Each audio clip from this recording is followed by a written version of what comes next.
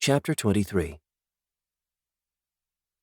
I wake up in the morning knowing it's going to be a sad day. The high priest is not in his bed. It's been made, and his clothing lies neatly folded on it. The closet is open, and the only garment to hang in there, the priestly white robe, is gone. I go downstairs and make my way to the kitchen, expecting the high priest and Elena to be there, but the only living thing in the kitchen is a plant. Well, it used to be living. It's the plant from the hallway I dumped the oatmeal in. Elena's discovered what I did and wants to rub my nose in it? I'd better find her and face the music.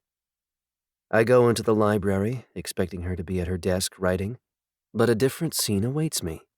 The high priest has shaved his head, is wearing his white robe, and has his arms around Elena, who's crying. Food parcels have been placed on the boat, and on top of the pile is a shoebox labeled Survival Kit in Elena's handwriting. I clear my throat to let them know I'm here. "My dear Rappahamon," the high priest says, coming over to me. "When I woke up this morning, I realized our coming to the future was not due to a mistake on my part. We were guided here so we would find the way to revive our pharaoh. I also think that to get us back to Egypt, I have only to use the same prayer that brought us here." "Are you sure?" I ask him, unconvinced. Well, sure enough to make the attempt. Elena, tears in her eyes, comes over to me, picks me up, and holds me in her arms. I feel her soft breasts against my belly, probably for the last time. I hate to see her cry. Not that she's less beautiful, but it breaks my heart to know she's suffering.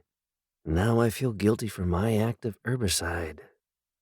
"I'm sorry about the plant," I tell her. "What plant?" "The plant that's now in the kitchen." "Oh, that plant. I don't know what happened to it. Yesterday it was fine, but this morning it looks like it's dying. I've put it in the kitchen so it'll get more light.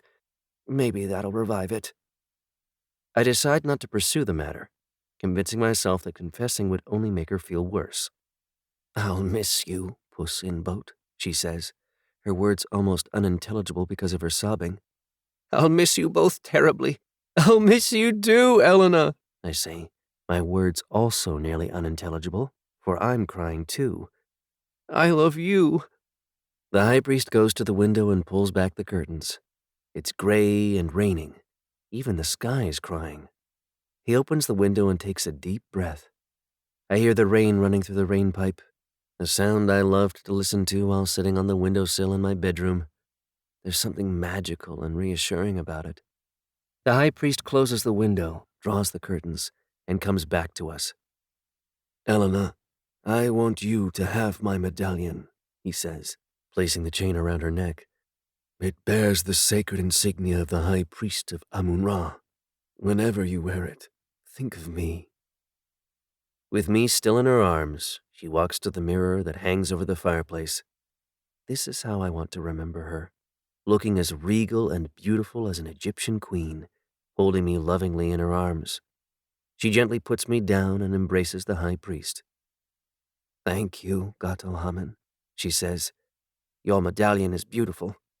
The Met would kill to add this to their Egyptian collection, but to me it's a treasure in more ways than one, and I'll never part with it. I feel terrible I've nothing for you to remember me by." "Oh, Elena, I have entered your heart. What more would a man need to remember a woman by?" I have nothing of value except my iron medallion, and that I cannot give her. But I can give her something very personal. I pull out one of my whiskers, immediately covering my mouth to silence a cry that would have spoiled their last embrace. I rub the painful spot and tap Elena on her hip. She looks down at me and lets go of the high priest. "It's only a whisker," I say, handing it to her. "I'll put in my gold locket where I keep a picture of my parents. I've put a package on the boat for you," she adds, bending down to whisper in my ear. "I've gift-wrapped it. Don't open it till you get back to Egypt." She has her back to the boat and can't see the high priest is boarded. I must walk away from her without looking back, for if I did, I would run into her arms, never to leave her. I step into the boat. Out of the corner of my eye, I watch the high priest looking at Elena like a man in love. He begins his prayer. "Elena, please put Aida on," I yell without turning around. It's only fitting we listen to the music we heard upon our arrival. After a few seconds, the music begins. I can no longer hear the high priest praying. Suddenly, the boat starts to rock, and I hold on to the side. When it begins to spin, I close my eyes, afraid I might see Elena. "Good luck, Gatohamen, Rapahamen," she yells over the music. "Farewell!" "No, not farewell, Elena," the high priest yells in reply. "We will be back one day." He scoops me up and carries me inside the cabin. The boat is spinning faster and faster. I lose consciousness.